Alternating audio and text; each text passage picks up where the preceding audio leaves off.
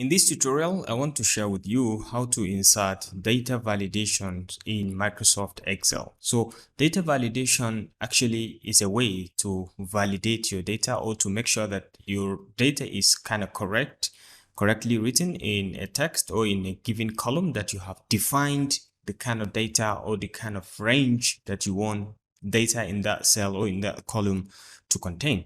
So it's a more or less a way of minimizing errors within your Microsoft Excel input unit. So you can input any kind of data, but it has to be in line with the definition that you have given to that kind of data. If you want only text to be in a given cell or in a given column, only cell will be accepted in that. If you make any mistake, you are going to receive a pop-up saying that you cannot put this kind of data and this kind of data is not required here, or it's wrong.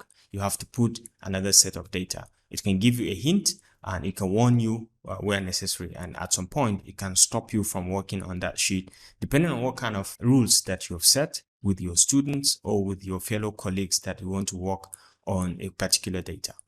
Okay, so let me give you a very simple example of how you can insert data validation. So for example, I may want to use this column, this overall column, this column as my data validation column. So I want to put in a definition to the kind of data I want to use on this column. So the first thing is to make sure you select the data, and then you can come to the data tab over here, and you can see a range of things over here. So what I want is data validation, which is quite here in the data tools. So you can click on this drop down and you can see data validation. So at this point, once you click, it's going to bring you to the settings over here. So the first thing you need to understand is the validation criteria. What do you allow within this particular column that you've selected or range of data? So you can click on the drop down and you can see, do you allow whole number? And whenever a person puts a decimal or a different number, this is going to kind of raise, or a fraction, this is going to raise an alarm that only whole numbers are accepted here. Do you want decimals? Do you want lists? Do you want date, time, text length? You can define this, or you can do custom definition of what you want as a criteria to be entered as a data in this particular selection. So for example, at this point, we may want to go with whole number, but then there's further request, data type, between which range. You can see between this and this, or equal to this, or not equal to this, or greater than this, or less than this, depending on whatever definition you want. So for example, I want to put a data that's less than, so what is the maximum value? So you can click here to select that particular value, or you can input it manually. So for example, the highest number here is 388. I may select this and you can see it's equal to G7. Once I click on this, it takes in G7, which is 388, as my maximum value. So if I try to input any kind of number that is above 388, this is going to sound the warning. Now, what is the message that is going to pop up as a warning? So you can check out the input message.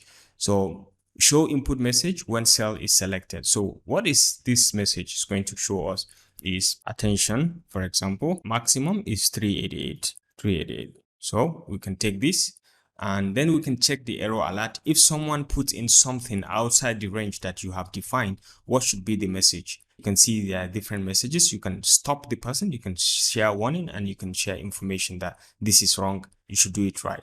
So let's say we'll go with stop. It's going to tell you to stop, and then you can give a title. Let's say we say stop, and then we can say simply obey the rules. Okay, simply obey the rules. And once we hit on enter, it's going to take in this. As you can see, the hint is coming up at attention. Maximum is 388. You can select any column. You can see attention maximum is 388. You can see select any, see attention maximum 388. If you try to input on anything, let's say we'll try to put in 400, it's going to pop up something. You see, it pops up that obey the rules. So the rule is maximum 388. So when you say you want to retry, you can put in something like 266 and it's going to accept it just like that. So this is basically how to add, or if you want to remove any kind of validation, you can do that as well. You can just make sure you are selecting the data and then come over to the data over here, and you can go to the data validation, click over here, data validation, or you can come all the way here. You can clear the validation circles and thereabout.